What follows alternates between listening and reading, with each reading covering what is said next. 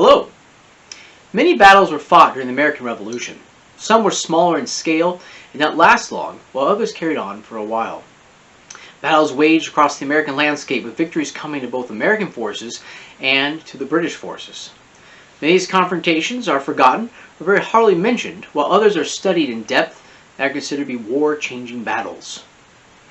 One such impactful battle is known as the Battle of Trenton. This battle was fought in Trenton, New Jersey, on December 26, 1776, and is a battle that had a surprising start and is a tale of bravery, risk, and morale. It began with American General George Washington showing his genius, though it may not have seemed so by his men at the time, by risking his life, the lives of his men, and their supplies by sailing on the icy waters of the Delaware River and then marching 10 miles to attack a Hessian encampment at Trenton. Washington's forces numbered around 2,400, while the garrison of Hessians was about 1,500.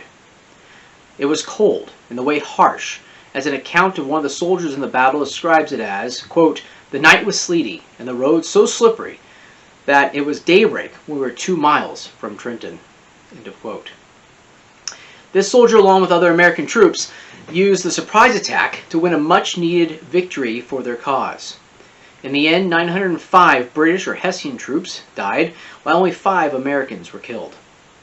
It was not only a victory of a single battle, but led to so much more. One source tells the consequences of the battle as, quote, "The Americans also managed to capture critical supplies, including food and clothing, in the process." Emboldened, General George Washington recrossed and crossed the Delaware again over the next week, fighting a delaying action at the Battle of Assunpink and winning another stunning victory at the Battle of Princeton, end of quote. The victory at Trenton was not a huge victory because of numbers, but because of what it brought to the Americans and their cause for liberty. It gave a very much needed morale boost to the American forces, as morale had been low after some losses earlier in the year. Washington knew his troops needed victory, as historian Robert Middlecoff explains about the motivation for Washington's plan as, quote, "That was the point then of the attack, to preserve public morale," end of quote. This was in contrast to what the British wanted, as they sought to destroy American morale and thus end the war. The victory might be thought of by some as a Christmas miracle for Washington and his troops. Trenton is the capital of New Jersey and was founded as a township in 1720 and became the capital in 1790 and a city in 1792. It was first settled by immigrants who were Quakers and named after one of the leaders of the group, named William Trent. For a brief time, it even had the privilege of being the capital of the United States after the Revolutionary War for 2 months in 1784. Trenton grew because of European immigrants in the 1800s, so it was one of its greatest time of expansion. It was during that time.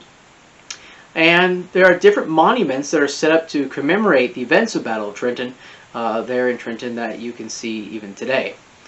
There's the Winds of Change Declaration of Independence reading mural, the Washington crossing the Delaware statue by Mahlon Dickerson Eyre, and the Trenton Battle Monument, plus many more historical sites, monuments, and museums that remind visitors of that fateful Christmas and the Battle of Trenton. The great battle is remembered today with reenactments by history enthusiasts and actors and studied by historians. A trip to see this place of historical significance would be an exciting and beneficial thing to do, as it would allow the person to stand where the soldiers stood, see the river that was crossed, and learn from the monuments that are set up. It is definitely on my list of places to go. Thank you.